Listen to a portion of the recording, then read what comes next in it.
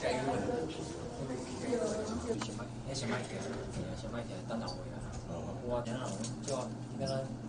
你纱布看纱布，纱布盖起来就好了。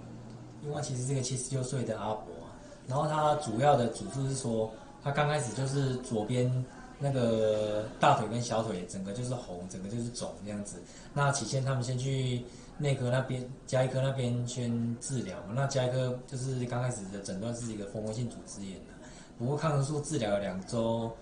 好像也没有什么太大的效果，所以后来就怀疑说会不会是有其他问题转来我们外科门诊的。那当天我就帮他做个理学检查，那基本上病史这样，因为阿斌他就是中风，然后长期就是卧床，那左边就是整个下肢都是那种偏瘫呐。那超音波我帮他扫的时候就发现说，其实他那下肢的深部的静脉几乎都没有什么血流在流动，然后也血管压不太扁，一般我们静脉压下去会扁掉，他的血管也压不扁。那个加上他一些理学检查，强烈怀疑可能有那个下肢的深部静脉血栓了，后来就转给了那个心脏科了。那心脏科就帮他安排了那个静脉的那个脉动容积的检查，那也证实的是那个下肢的深部静脉血栓啦。那因为阿伯他本身的其他问题也比较多啦，所以就是先保守治疗，给他吃那个抗凝血的药物啦，也没有说要去把那个血栓把它取出这样子啦。那不过给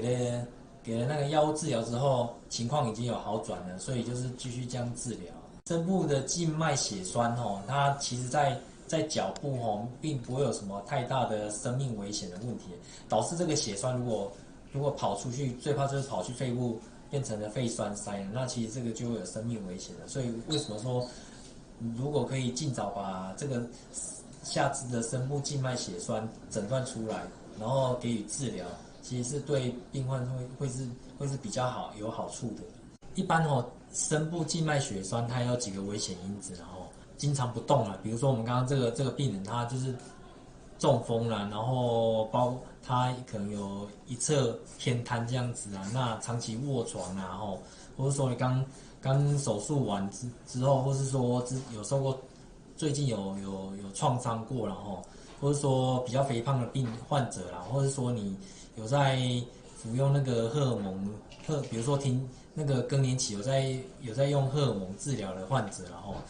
或是说本身就有癌症的患者啦